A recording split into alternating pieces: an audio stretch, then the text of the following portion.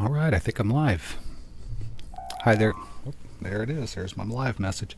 Hi there, gang. Welcome to the third review of the Art Addicts Alliance prompt, One with Nature.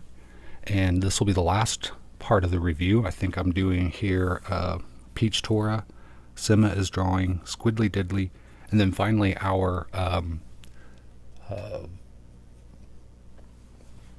featured artist. I'm sorry why it was so hard for me to think of the name there. Our featured artist, Draw Art Lab here. Check out her work and her contribution to this prompt. I really like her videos. She's very thorough. She describes her materials and she describes her process, and I really like the details that she has to offer. Really, really helpful. All right, let me pull up our artists here. You can see all of the artists. These are our permanent members. And then we have a featured artist for each prompt now. And I wanted to say some things right off the bat. This is a little while why I'm stammering, is because I'm wanting to make sure that I introduce myself a little bit, because I know that some of you don't know who I am. It's like, who is this guy who's reviewing art, and what makes him think? I just want to say that this is my own personal enjoyment of art. This is for my own constructive benefit. It's not advice to artists. It may seem like I'm offering advice, and maybe I am. If you want to take it, you're more than welcome to, but it may not work for you, because everybody's different. I just want to put that out there. Everybody's different. But just to let you know who I am, I'm 46 years old. I'm from Southern Oregon. I've been doing art my entire life. I'm self-trained.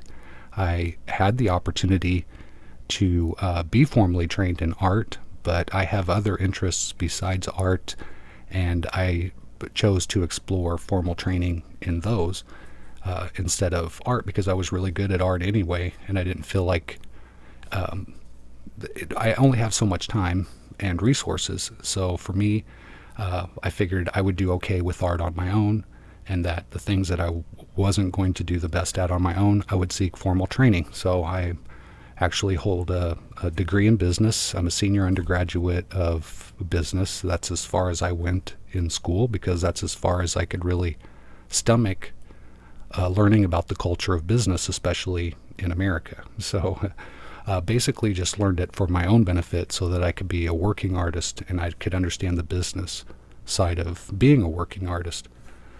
So that's where my formal training is. I'm not formally trained in art, and I've been doing art for over 40 years. And when I say that, I'm not saying that I've been doing art for so long, my opinion matters more than somebody who's only been doing art for a few years. That's nothing can be further from the truth. What I'm saying is that art is part of my life. I live and breathe it. I'm constantly looking at art in a critical way, so that I can pick out the secret sauce for me, to learn things that I don't know. And that's the space that I'm coming from when I look at art. When I review art, that's where I'm coming from. I'm coming from the perspective of an artist that's been immersed in art for more than 4 decades. That doesn't mean my opinion is any more valuable than anybody else's. It's just that's my perspective. When I look at art, that's what I see. I'm seeing it through that lens. The casual or the average viewer, it may have a completely different experience. So I don't want anyone to take away from my review that's how they should look at this art, because that's not at all what I'm trying to say. So I just wanted to get that out of the way once again, and give you a little context of what I'm doing here. Now, take a breath here.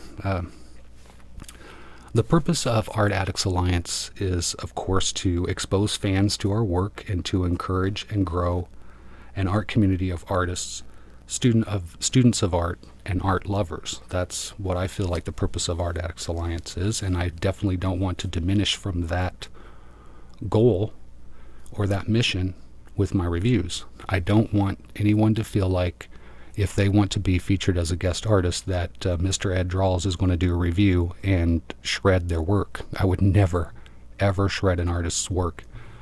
Now, if I look at an artist's work, I may think to myself, would I hang this in my home next to the art that I make? And sometimes the answer to that is no, I wouldn't display this in my own home. Does that mean that that artwork is somehow invalidated? No, it doesn't. Someone loves it. Someone appreciates it in a very personal way, and good for them. That's what art is all about. But for me personally, that's where I'm at as an art lover, and that's where I'm at when I review these works. And again, I want to say this too. I absolutely respect and appreciate every artist in the Art Addicts Alliance and all of our art fans, whether you've been doing art for a week or 40 years, doesn't matter to me. I love art that much, and I respect your effort, I expect your expression, and I respect the sincerity from where your art comes. I don't want to be patronizing. I don't want to be condescending. I certainly don't want to seem that way. Sometimes my tone can come across that way. People have said to me, are you being sarcastic? Because it's kind of hard to tell whether I'm being sincere sometimes or sarcastic. But when it comes to art, I really do love it all. I do. Even the art that I wouldn't hang in my home, I love, because it's a view inside someone's mind, and how precious is that? I mean, really. So I just want to say that right out of the gate. Let everyone know where I'm coming from. All right, take a little bit of, I just want to get, that's why it's taken me 2 days to do this third review, because I wanted to go back and make sure that I wasn't hurting anyone's feelings. I don't want anybody who wants to be featured as an artist to think for this to dissuade them. That, oh, Mr. Ed's going to look at their art and pick out what he could have done, what I could have done better, or what I could have done. It's like, no, when I say better, I mean different. Variety is the spice of life. So if you can have a variety of things, I think that's better. That's when, maybe I misspeak when I say it would have been better this way. It would just been a different version is all, or if I say it would have been better, what I say is whatever story I'm imagining this is telling me, if a certain element was arranged in a certain way, it might tell that story to me better. That doesn't mean that change that work and it's going to be better work. That's not at all what it means. It just means that it would tell the story to me better. They may not even have had that story in mind when they made the art, so it doesn't really matter. It's just my own personal take. I should probably do I don't know, maybe I should do a formal video on the nuances of art reviewing. And I'm not even a formal art reviewer.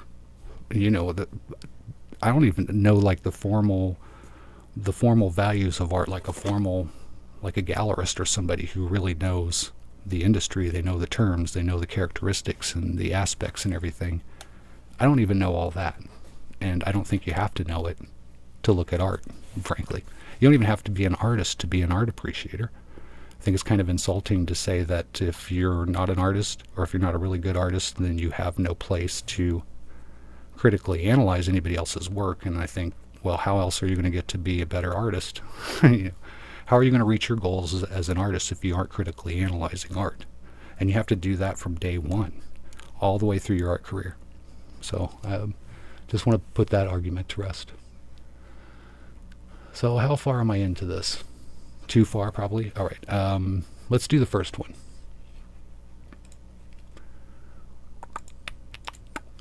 PeachTora. All right, so my review is going to be a cold view. I want to make that clear. I do a view of the art after it's been finished. Like if I would have walked into a gallery, no one else is there, just me, that artwork on the wall. I don't know how they made it. I don't know what they were trying to do. All I know is it's just me in that image. A very intimate relationship. And then I'm going to go back and watch the video completely and see what their commentary is regarding their process. And then kind of see and compare how those two meet. Because a lot of times the artist's intention may not show up in the audience or in me. I don't know that I represent the average art viewer because I have been an artist for so long. So I can't come at art from the average I don't think the average viewer of art's been doing art for 40 years. So that's kind of where I come from. So PeachTora. From the cold view, you immediately get, of course, it's a female figure. And she's surrounded by these bunnies. It's very disarming. One of the things that I found really interesting is that she is one with nature. One of the symbols for being one with nature is to shed yourself of your definitively human trappings, like clothes. You get rid of your clothes, and that's going to put you closer to nature. Clothes are kind of like a barrier between us and nature. So you can see here she doesn't have clothes. Had to get a drink. Mouth's a little dry. One of the interesting things about drawing art that's a nude like this, when she does it, it's very innocent. It's a very innocent form of nudity. It's very playful, very tastefully done. I wouldn't have a problem with, a minor seeing this. I don't think it would cause them any damage. Now, if I tried to draw this, I think that would play a little bit weird. It would play a little bit weird for me, kind of maybe a little bit on the creepy side if I drew this. So I love how the art, if you know who created the art, sometimes that can change the feel of. Sometimes it draws into the question. It's like, what's this artist trying to say? Now, if you see art that's done by a female versus a male, sometimes the implicit gender bias will take over, and it kind of makes you feel different about the piece. I love examining that. So that popped into my head when I watched this. So once I got over that idea, which I love art for that, I may not have this on my wall at home, but it's something that you can study and learn from, so it's valuable that way. I love it's vibrant. I love the gradients, especially the flesh tones, and you can see she looks a little sunburnt, like she's been out in it. Really enjoying it for a while. The bunny's expression I found really curious. In fact, the one that's down by her foot, it looks like he smelled her foot, and it smelled funny, and it made me laugh. I just thought it told me that funny story. Now, PeachTora may not have intended that, but that's what I got out of it, and I enjoyed that, actually. What else? She's looking at something up in the negative space, the void up in the corner there, and I should be able to draw on there, like right up in, nope. I forgot I had to do the lock. Give me just a second here, because I want to be able to draw on the screen here. There we go. Right here. She looks like she's looking at something right about there. And I thought I would like to know what she's looking at. That would be the only thing if I could change anything. And then I watched her commentary, listened to her commentary, and it was very similar to my take on it. And she mentioned that she doesn't like bees. And I thought, well, wouldn't it be fun if she put a bee up there in the corner? Put a bee up here that she's looking at. Because I know when there's a bee around me, that's all I'm looking at. I'm not looking at anything else but that bee, and I'm waiting till it goes away. So I kind of like that idea too. Did it follow the theme? Absolutely yes, no argument there. And yeah, I really enjoyed this one. It made me think a lot. I love PeachTora's work. It's very playful, really, really fun. I always enjoy it because I find something that tickles me or I get a kick out of. So good job there. Let's take her down and let's go with the next one here. SimaIsDrawing. Now my cold view for hers was, you obviously can see that that's a female figure. And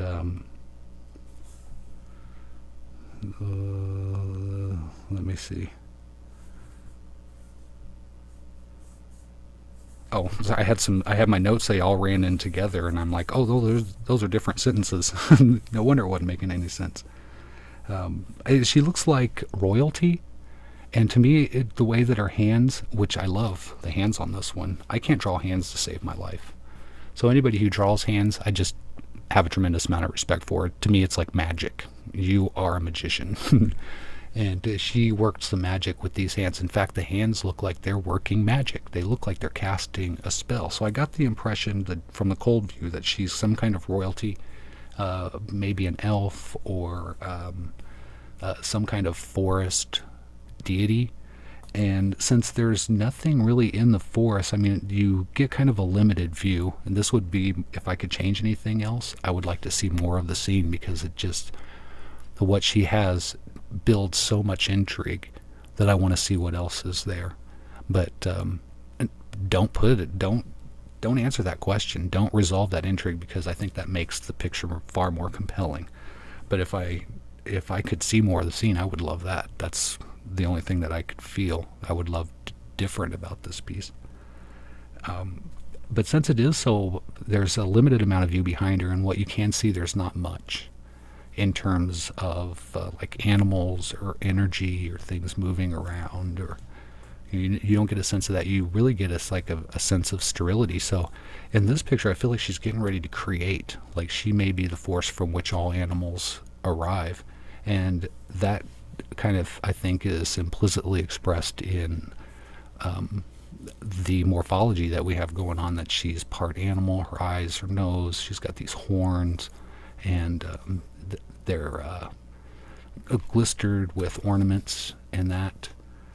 So I definitely get the impression that she's some sort of magician, and that she's creating nature. Or another story that I could get out of this is that she has absorbed it, that maybe there's no creatures around because they've all kind of conglomerated into one being, and then she's become that. So I kind of like that story too. Either way, this it leaves open a lot to storytelling. It's not so it doesn't pin down a single story. It leaves a lot open. So I like that. It's really intriguing. The one thing I did notice when I was looking at this more closely, and this may just be a function of that it's video, right? She looked like she might be crying. One of her cheeks has a streak on it, a very faint streak. It's a different tone, different shade of the flesh, and it looks like a tear to me. So it kept drawing my eye a little bit, and I noticed how it was making me feel about the expression, that I felt like the expression was sad. And I felt like maybe it was the streak that was giving me that impression. So I kept that in mind. And then when I watched the commentary, I could see that it was hair, that she had little pieces of hair coming across the face, and she's using a particular technique to produce the digital painting, and in the result, it kind of took down the sharpness of that, so it looked more like a smudge, like a tear smudge, than it did hair.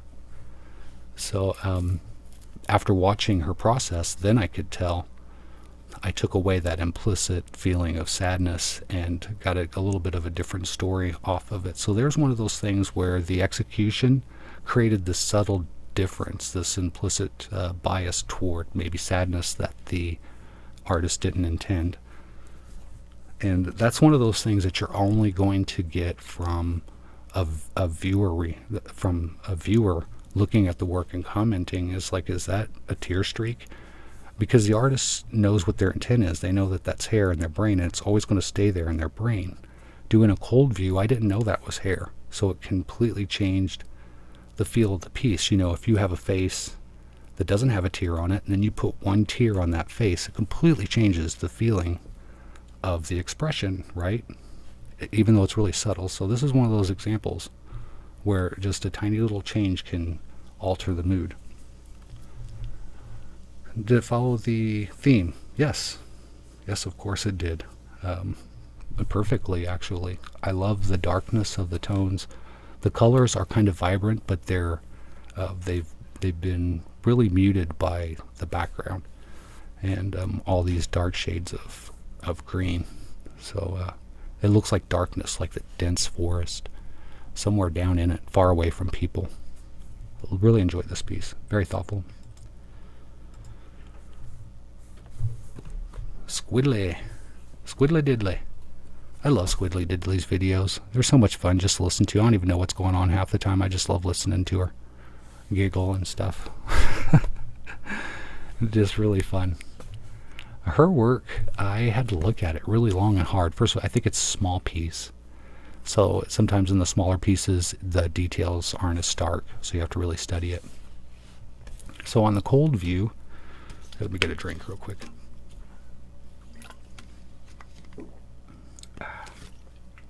On the cold view, it was hard for me to make out what was in her lap. At first, I thought it was like a black taco.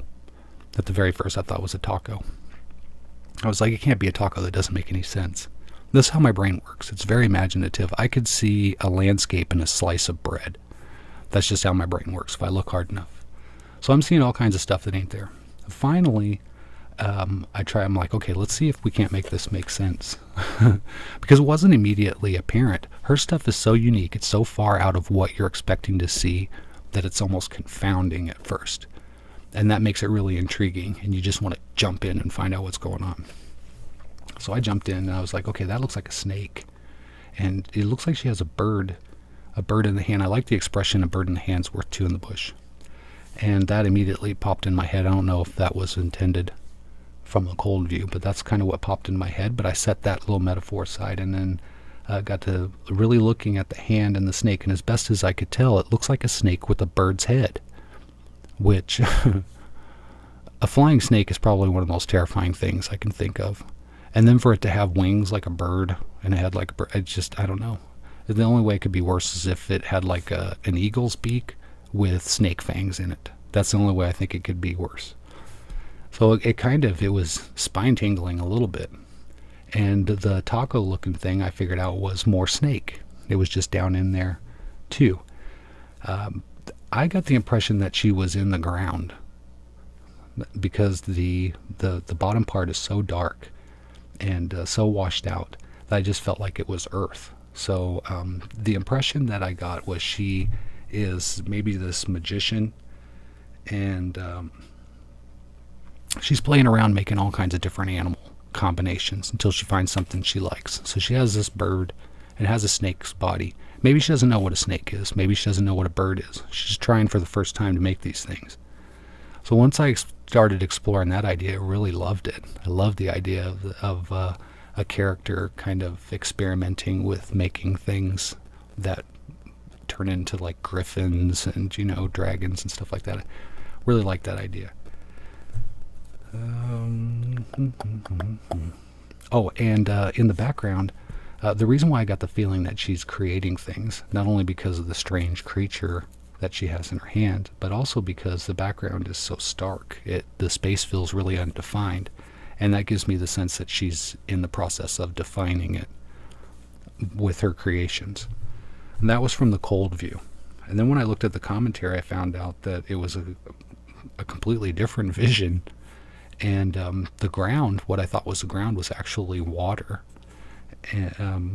And she was taking like a bath. And that the background, which I felt was undefined, was foliage and stuff. And the snake bird was actually her and a snake killing a bird. I think that's what she said, choking a bird in her commentary, which I thought that was so... I love SquiddlyDiddly because she says these things and she's giggling at the same time. It's kind of sinister.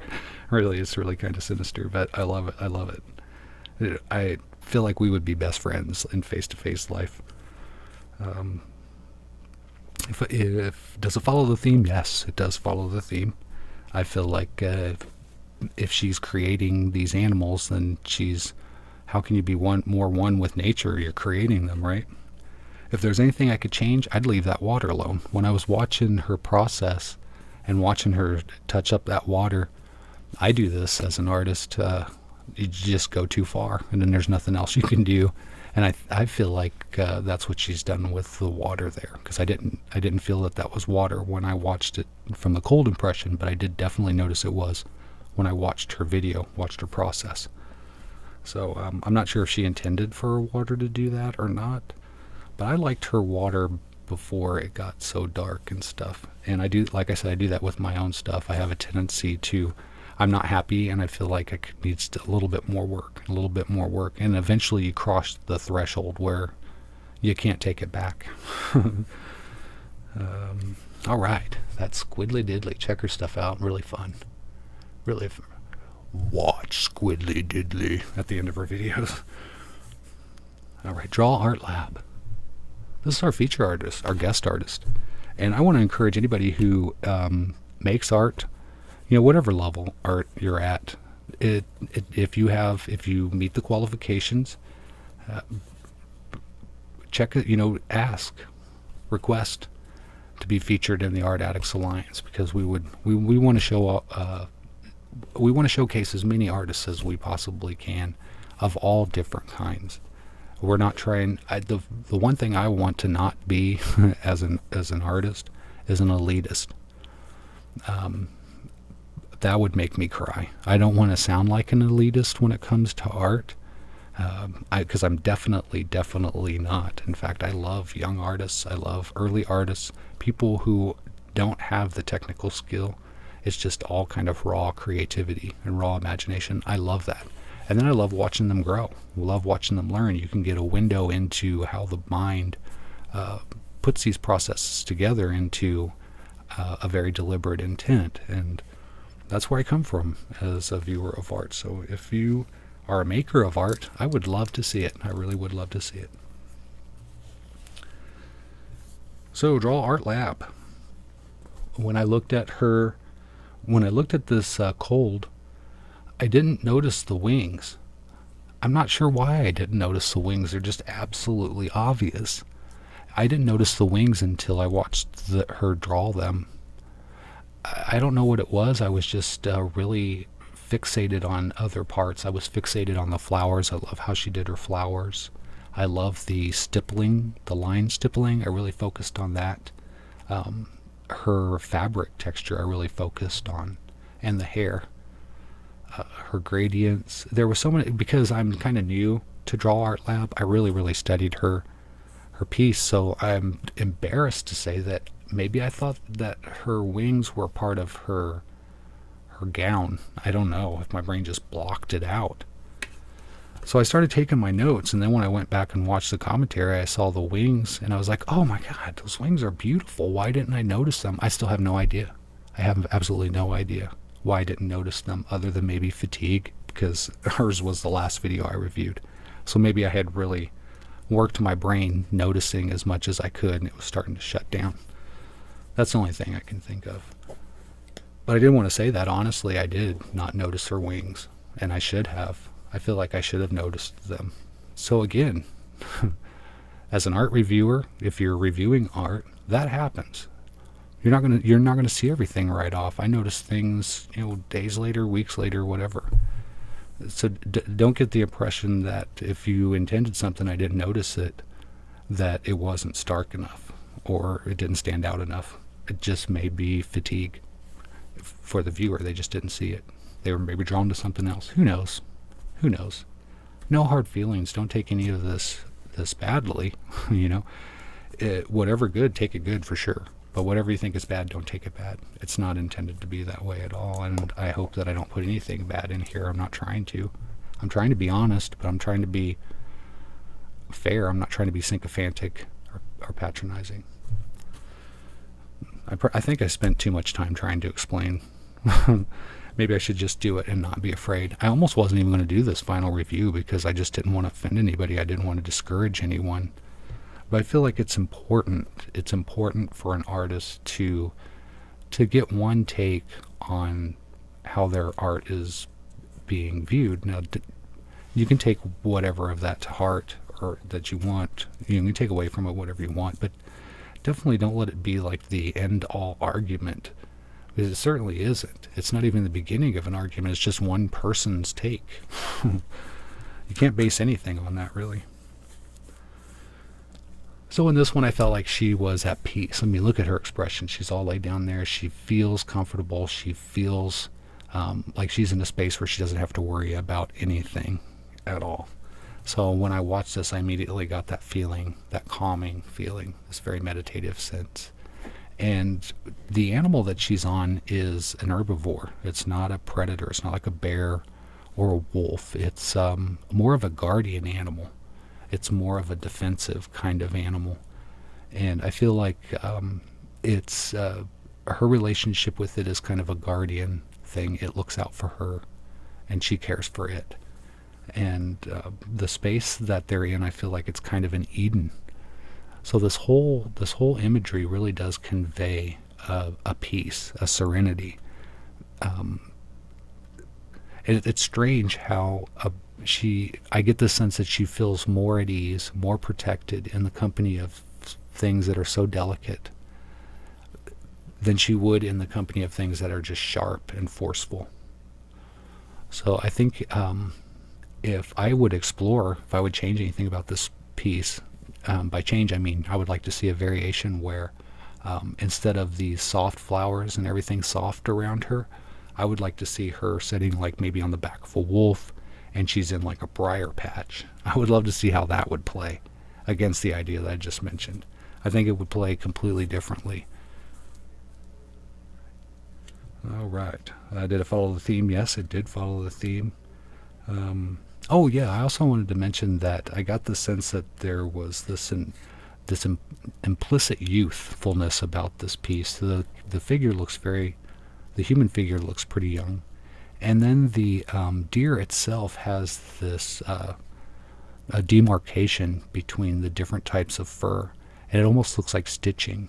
So on an implicit level, I get the sense that it's almost toy-like. So it conveys a feeling of youth, for me anyway. That's kind of how I got it.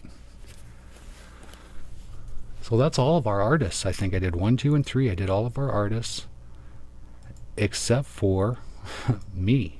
I thought in all fairness I would review my own work. And it's impossible for me to review my own work because I can't give myself a cold view. And I know exactly what my intent was, and I know how far I missed that. But what I can do is point out how I would analyze this to maybe improve my intention next time. So one of the first things I wanted to say about my piece was that it's really, really, really green. There was a lot of green going on there. And I tried to compensate for that by drawing in... Oh, let me see. I think I have to do it this way. Is that going to let me draw? Okay, yeah, by drawing in these purple flowers and the yellow flowers there. I tried to put some more color in there. And then this big glob of color there, I think it's just, I don't know. It pulls the eye so hard, I can't get over it. I think it almost takes away from the rest of it. I feel like I could have done better to contour this land a little bit more. One of the things that I did really like about it is these rocks up here.